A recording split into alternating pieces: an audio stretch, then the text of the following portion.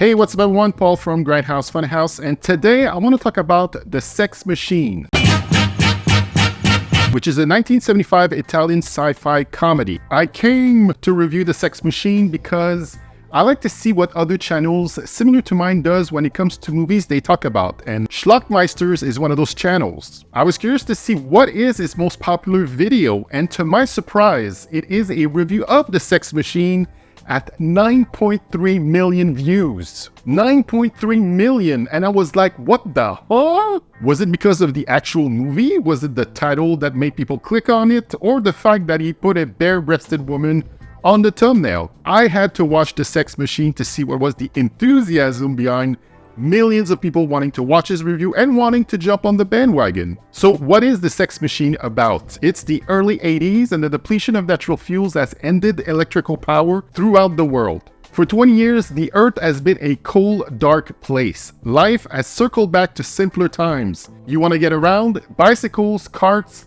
stagecoaches, mules, and horses are the way. You want to send a message to someone? Carrier pigeons are back in use. You live through the night by candlelight. It's a harsh and punishing existence. All the scientists in the world are on the case to figure out how to get out of this energy crisis. In comes our protagonist, Professor Enrico Coppola, played by Gigi Proietti, who thinks he's got the right solution for all of this. He thinks that the bioelectric potential in the skin of human beings can be measured and harnessed as electrical energy. And what's the best way to achieve that goal? Well, through having sex, of course. At first, he gets his own assistants to participate in his clinical trials so that he can keep it a secret from other scientists, and it works. But it doesn't yield the kind of results he was hoping for, so he comes up with a plan to find a man who's a sexual dynamo and an infomaniac woman that can truly give him the result he's after. So he kidnaps them off the streets, restrains them in a hospital room, and waits for them to hook up.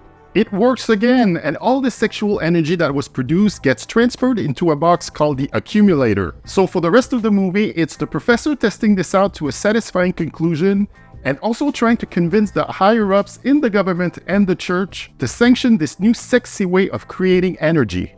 This was directed by Pasquale Festa Campanile, based on the novel he wrote.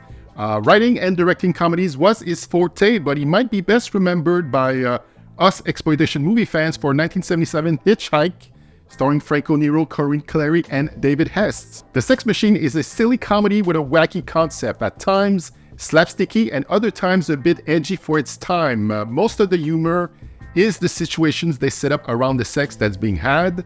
If you're in strictly for the nudity, you might be disappointed. A depraved, Caligula-esque sex fest this ain't. There is nakedness provided by three beautiful Italian actresses. Eleonora Giorgi and Monica Strebel plays the professor's assistants, who really goes above and beyond their job description, and Agostina Belli, who plays the nymphomaniac. Speaking of her and her sexual dynamo partner, played by Christian de Sica, who reminded me of a young John Howard from the band The Posies for some reason, have good chemistry together. He's a hotel manager who satisfies women non-stop, and she popped out a tremendous amount of kids, so I guess that makes them the right fit. Part of the comedy of it is that they'll be into it, and then she'll be like, this is the last time that's ever gonna happen. And then when she's back home, she's so horny for him that she'll break her own leg just to get back in the hospital, and he smashes his hand with a brick. I mean, there's gotta be a less painful way to achieve them getting back together, but that's as far as they both think it through. Gigi Proietti, playing the professor, always has this mischievous look on his face, especially when things are about to get cheeky. Clearly, the man enjoys his work, and it's to watch him how far he'll take it to make his new invention the thing that will save humanity. He does give a charming performance, even through the questionable things he asks people to do or set in motion. Most of the actors' performances are a bit exaggerated for comedic effect.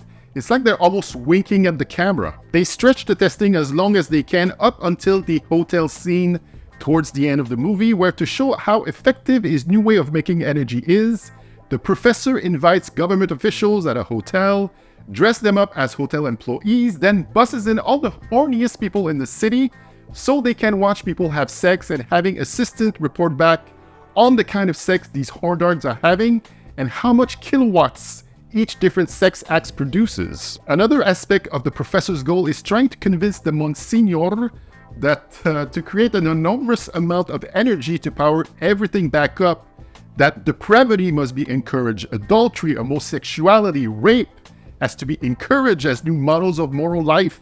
He tries to convince him to replace lust with a new deadly sin. All of it is pretty messed up, but for Italy in the mid-70s as a subject matter in a movie was pretty progressive. We do get a fitting conclusion to all the testing we witnessed, but it does bring about other questions and restrictions that people will at some point rebel against. So yeah, to answer my own question at the beginning of this review, is it worth 9.3 million views to see what this movie was about? Probably not, but I can see why people were intrigued like I was. I recommend you watch the Italian version with subtitles over the English dub. You may get longer shots of female nudity in the English version, but the movie as a whole is 20 minutes shorter, with whole sections being cut out that disrupts the flow of the movie. I'll put the links to both versions in the description below. So that was my review for The Sex Machine. Go visit all my socials at Grindhouse Funhouse in the comment section below. Let me know your thoughts on The Sex Machine and what other 70s Italian comedies have you seen and would recommend. More 70s Italian movies reviews coming up soon, so stay tuned. Thanks for watching, and I'll say to you, ciao bye for now.